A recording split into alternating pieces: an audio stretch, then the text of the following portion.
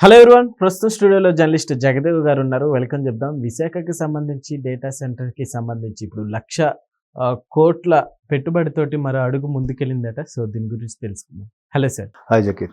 Sir, ఇప్పుడు ఇది complete అయ్యేసరికి ఏ టైం పడుతుంది అంటారు? అట్లనే ఎలా ఉండబోతుంది వైజాగ్? ఎప్పుడైతే విశాఖని ఐటీ హబ్గా తీర్చిదిద్దాలని కంకణం కట్టుకున్నారో ప్రస్తుత కూటమి ప్రభుత్వం, ఎక్కువగా కంపెనీలు రావడానికి, డెవలప్మెంట్ దృష్టి పెట్టడానికి ప్రధాన కారణం జనరల్గా చంద్రబాబు నాయుడు గారనే చెప్తారు. ఆయన ఎప్పుడు వచ్చినా ఒక సెన్సేషనల్ డెవలపింగ్ పరుగులు పెట్టించి చేస్తాడని, అది కామన్ థింగ్. అయితే ఈసారి ఇంకో అదర్ అడ్వాంటేజ్, స్పెషల్ అడ్వాంటేజ్ ఏంటంటే ఐటీ మంత్రిగా లోకేష్ గారు ఉండడం. ఏ లోకేష్ గారు అయితే విమర్శగా ఎక్కువగా గురయ్యారో అతనే బౌన్స్ బ్యాక్ లాగా, బంతిలాగా ఎంత ఎత్తున లేస్తున్నాడు ఇప్పుడు అభివృద్ధి పరంగా. అంటే ప్రతి దేశం వెళ్ళడము, ఊరికే అంటే ఏదో పిచ్చాపాటికి వెళ్ళడం కాదు, అక్కడ వెళ్ళి ప్రవాస భారతీయులను, ప్రవాసాంధ్రులను కలవడం. మీరు కంపెనీ సంబంధించిన మా ఏదైనా ఒక ఇన్వెస్ట్మెంట్ మా ఆంధ్రప్రదేశ్లో పెడతారా? మీకు ఎక్కడ కావాలంటే అక్కడ కంఫర్టబుల్. మీకు బెంగళూరు దగ్గరలో కావాలా, అనంతపురం, కర్నూలు మేము పెడతాం. లేదా విశాఖ ఐటీ హబ్గా అవుతుంది, అక్కడ పెట్టాలని మీ ఇష్టం. లేదు అటు నెల్లూరు అక్కడ పెట్టుకుంటారా, చెన్నై దగ్గర కావాలంటే మీ ఇష్టం. అదే శ్రీ సిటీ వాళ్ళ దగ్గర, లేదంటే అమరావతిలో పెడతారు. అంటే పిలిపించి మాట్లాడి చిన్న ముందు డేటా సెంటరా, బీపీఓ సెంటరా, కస్టమర్ కేర్ సెంటరా, లేదా డెవలపింగ్ సెంటరా, సాఫ్ట్వేర్ ఏదైనా మీకు ఏ అవకాశం ఉంటే అది చేయండి అని చెప్పి ఆ హైర్ అఫీషియల్స్తో మాట్లాడి, మన వాళ్ళు చాలామంది మంచి పొజిషన్ వాళ్ళతో పిలిపి అలా చేయడం వల్ల ఇప్పుడు అలాగది ఒక తుఫాన్ లాగా వస్తున్నాయి.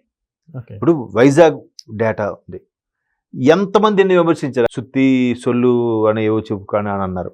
ఒక్కసారిగా సుందర్ పిచాయ్ ఏదైతే స్టేట్మెంట్ ఇచ్చారో నోటి మీద వేలేశారు, అందరూ సైలెంట్ అయిపోయారు. సైలెంట్ అయిపోవడం పైపెచ్చు దాని మీద డేటా వల్ల రేడియేషన్ అది ఇది అని చెప్పి కొన్ని పిచ్చి పిచ్చి కామెంట్స్ చేశారు. వెంటనే జగన్మోహన్ రెడ్డి గారు లండన్ నుంచి దిగొచ్చి ఆయన లేదు, ఆ డేటా సెంటర్ మేమే చెప్పాం, నేనే కదా నా హయాంలో కూడా చేసిందని చెప్పి క్రెడిట్ మొత్తం తీసుకునే ప్రయత్నం చేశాడు. ఆయన దేశంలో లేనంతసేపు వాళ్ళ తాలూకు వాళ్ళందరూ అది తొక్క, తోటకూర, వేస్ట్, అన్ని అబద్ధాలని చెప్తే ఈయనొచ్చి మొత్తం నేనే చేశానంటే అర్థం ఏంటి? అది వాస్తవంగా వస్తుంది, దాని క్రెడిట్ కొట్టేయాలని ప్లాన్. నిజంగా క్రెడిట్ చేయాలనుకుంటే విశాఖ క్యాపిటల్ ఎప్పుడో చేసేవాడు కదా. ఇప్పుడు అసలు పరిపాలన అక్కడ నుంచి చేయలే, తాడేపల్లి ప్యాలెస్ నుంచే చేశాడు ఆయన. అక్కడ కనీసం అద్దీంట్లోనే ఉండొచ్చు కదా, వెళ్ళి పరిపాలించవచ్చు కదా. గవర్నమెంట్ సర్క్యూట్ హౌస్ ఉంది, ఆర్ఎండ్బి బంగ్లా ఉంది, ఇన్ని ఉన్నాయి. మీరు మీకు అనుగుణంగా మార్చుకోండి సీఎం క్యాంప్ ఆఫీస్గా. ఊరికే ప్రజలను మభ్య పెట్టడానికి, ఉత్తరాంధ్ర ప్రజల్ని ఆశగా ఎలా ఎదురు చూస్తుంటే నోట్లో మట్టి కొట్టే ప్రయత్నం చేశారు తప్ప ఏమీ చేయలేదు. సో ఇప్పుడు ఎప్పుడైతే కూటమి ప్రభుత్వం అంచెలంచెలుగా ఒక్కొక్కటి చేస్తుందో, తండోపతండాలుగా వాళ్ళు ఇచ్చే కంఫర్ట్స్ కానీ, వాళ్ళు ఇచ్చే రాయితీలు కానీ ఒక్కొక్కరుగా టీసీఎస్, సిటిఎస్, క్యాబ్ జెమిని, వరుస పెట్టి వస్తున్నాయి. ఇవి వచ్చి రావడంతో గూగుల్ కూడా అంతా అయిపోయింది. ఇప్పుడు ఇది కాకుండా గ్రీన్కో ఎనర్జీ అని, సోలార్ ప్లాంట్లని ఎన్నో వస్తున్నాయి. ఇప్పుడు లేటెస్ట్గా వచ్చిన అప్డేట్ ఏంటంటే ముఖేష్ అంబానీ, రిలయన్స్ వారిది, వాళ్ళది కూడా ఏఐతో పాటు నెట్ కనెక్టివిటీతో పాటు డేటా సెంటర్ని కూడా అభివృద్ధి చేసే దిశగా ఒక డేటా సెంటర్ని 1,00,000 కోట్ల విలువ చేసే ఒక డేటా సెంటర్ని ప్రారంభించబోతున్నారు. ఊరికే వస్తారా?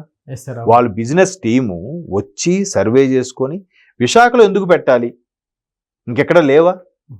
ఇప్పుడు సముద్ర తీర ప్రాంతం ఉందంటే మిగతా దగ్గర సముద్ర తీర ప్రాంతం ఎక్కడ లేదా?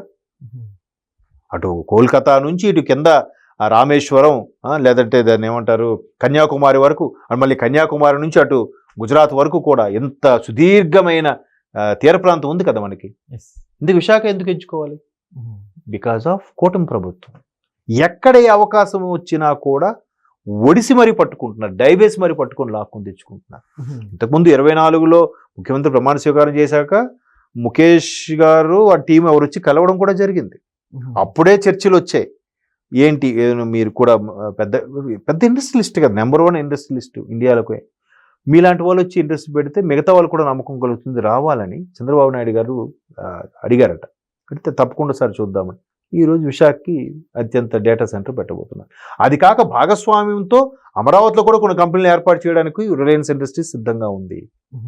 అయితే ఏదైతే గూగుల్ డేటా సెంటర్ పెట్టడానికి సిద్ధపడ్డారో దానికి ప్రధాన కారణం ఏంటంటే డేటా డంప్ అనేది సింగపూర్ నుంచి మరలా ఇటువైపు దక్షిణాసియాకి పూర్తి స్థాయిలో రావాలి అంటే ఆ సీవే ద్వారా ఏదైతే కేబుల్ లైన్ వేసుకొని సెక్యూర్గా ఎటువంటి ఇబ్బందులు లేకుండా నడిపించుకోవచ్చు, దానికి విశాఖ మంచి ప్లేస్ అని వాళ్ళు డిసైడ్ చేయడం. వాళ్ళు కూడా ఏరియల్ సర్వే చేయించుకుంటారు, శాటిలైట్ సర్వే చేయించుకుంటారు. దానికి ఒక ఇది కూడా ఉంది. అంటే రీసెంట్గా నాకు తెలిసిన ఒక మిత్రుడు కూడా చెప్పారు, జియాలజీ సర్వే సిస్టమ్ అని ఏదో ఒకటి ఉంటుందంట. అంటే వాళ్ళు జియాలజీ అంటే భూగర్భకు సంబంధించి వాళ్ళు కొన్ని సర్వేలు చేసి వాళ్ళు రూట్ మ్యాప్ ఇస్తారనమాట. మీరు కేబుల్ కానీ ఏదైనా వేయాలంటే ఈ విధంగా వేసుకోవచ్చు, ఇలా చేయొచ్చు అని. సో అలా వేసుకునే నేపథ్యంలో వీళ్ళు విశాఖని సజెస్ట్ చేశారట చాలామంది. పైగా అందరికీ తెలిసింది ఏంటంటే నాయుడుజీ గవర్నమెంట్ ఉంది, నాయుడుజీ గవర్నమెంట్ ఉంటే మనకి యాక్సెస్ బాగుంటుంది, రాయితీలు బాగానే వస్తాయి. అండ్ మోర్ ఓవర్ నాయుడుజీ గవర్నమెంట్ మీ లింక్డ్ విత్ ఎన్డీఏ గవర్నమెంట్ కదా, ఎన్డీఏ భాగస్వామ్య పక్షాలతో ఏర్పడ్డ ప్రభుత్వం, కేంద్రంలో కానీ రాష్ట్రంలో కానీ మనకే ఇబ్బంది ఉండదు. సార్ ఇదే విధంగా ముందుకు వెళ్తే వైజాగ్ ఏ విధంగా ఉండబోతుంది? వైజాగ్ ఇంకా మరి చెప్పాల్సిన అవసరం లేదండి. 19 నుంచి 24 మధ్యలో ఏదైతే ఆశ పెట్టి చంపేశారో జనాల్ని, ఇప్పుడు అది ఫుల్ఫిల్ అవుతుంది. అందుకే వీళ్ళు కూడా తెలివిగా, వైసీపీ వాళ్ళు కూడా మీరు అబ్జర్వ్ చేస్తే వైసీపీ హయాంలో పనిచేసిన అధికారులు కూడా ఈయన హడావిడి చూస్తుంటే జగన్మోహన్ రెడ్డి గారు నెక్స్ట్ టైం రారు, సో నెక్స్ట్ ఖచ్చితంగా టీడీపీ వస్తుంది, చంద్రబాబు నాయుడు గారు గవర్నమెంట్ వస్తుంది, అప్పుడు విశాఖను ఐటీ హబ్గా ఆయన ఎప్పటి నుంచో అంటున్నాడు కానీ ఖచ్చితంగా పరుగులు పెడుతుంది అని చెప్పి వాళ్ళు చాలామంది భూమిని కొనుక్కున్నారు, కొంతమంది కబ్జా చేశారు. దేవాదాయకి సంబంధించిన భూములు కూడా కొంతమంది కబ్జా చేశారు, తెలుసా అండి మీకు? నెక్స్ట్ ఎలాగా జగన్మోహన్ రెడ్డి గారి అత్యుత్సాహం చూస్తుంటే నెక్స్ట్ గవర్నమెంట్ ఇందు రాదు, ఖచ్చితంగా టీడీపీ గవర్నమెంట్ ఫామ్ అవుతుంది. సో కూటమి మేబీ జనసేనతో మిక్స్ అయింది అంటే కొంతమంది అలా విశ్లేషించుకొని మనం ఇప్పుడే విశాఖలో భూములు కొనుక్కుంటే మనకి మంచి భూమి వస్తుంది అని మెల్లగా చాలామంది కొనుక్కున్నారు. అంటే ఆ సొంత పార్టీ వాళ్ళకి కూడా తెలుసు నెక్స్ట్ జగన్మోహన్ రెడ్డి గారు గవర్నమెంట్ రాకపోతేనే బెటరు, మనం కొన్న భూములకి ఒక వాల్యూ వస్తుంది, పెద్ద పెద్ద కంపెనీలు ఇక్కడికి వస్తాయి, ఎందుకంటే చంద్రబాబు నాయుడు గారు గవర్నమెంట్ కాబట్టి ఆయన వస్తే ఖచ్చితంగా అభివృద్ధి పరుగులు పెడుతుంది అనే కాన్సెప్ట్తో చాలామంది సైలెంట్గా చాప కింద నీరులాగా విస్తరిస్తూ భూములు కొనుక్కున్నారు. దానికి గత ప్రభుత్వంలో పనిచేసిన చీఫ్ సెక్రటరీ కూడా అతీతుడేం కాదు, ఆయన కూడా కొనుక్కున్నాడట. ఎందుకు? వాళ్ళందరికీ తెలుసు నెక్స్ట్ ఇదంతా 5 ఏళ్ళు ముచ్చటే, తర్వాత ఈయన రాడు, నెక్స్ట్ ఖచ్చితంగా కూటమిది వస్తుంది, పరుగులు పెడుతుంది. దానికి అనుగుణంగానే వైజాగ్ గూగుల్. ఇప్పుడు అందరూ ఏం రాస్తున్నారు? VIZAG గూగుల్ అని రాస్తున్నారు, వైజాగ్ గూగుల్ అని.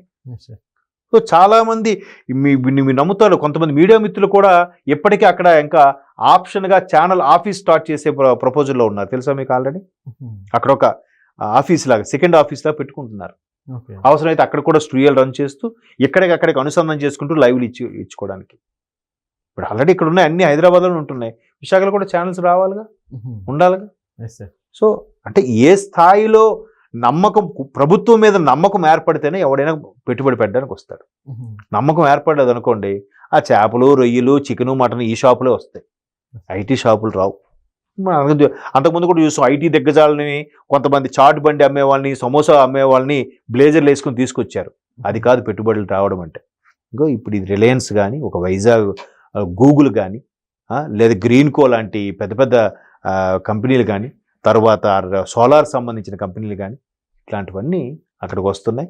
ఇంకా స్టీల్ ప్లాంట్ కూడా మూతబడుతుంది అనుకోండి, స్టీల్ ప్లాంట్ కూడా మరలా ప్రాణం పోసి నిలబెట్టింది ఈ కూటమి ప్రభుత్వమే. ఇంకా మాట్లాడడానికి ఏముంది? యాజిటేషన్ ఎక్కడుంది? సో ఇది కూడా పడకుండా మళ్ళీ భూములు రైతుల దగ్గర లాక్కుంటున్నారు, లేదంటే పొల్యూషన్ ఎక్కువైపోతుంది కూడా రేపు పొద్దున యాజిటేషన్ తీసుకురావచ్చు. కానీ వీళ్ళు అవి ఏం పట్టించుకోవట్లేదు, అభివృద్ధి మీద దృష్టి పెట్టారు. సో రిలయన్స్ వాళ్ళు కూడా కమిట్ అయ్యారు. Okay sir, thank you.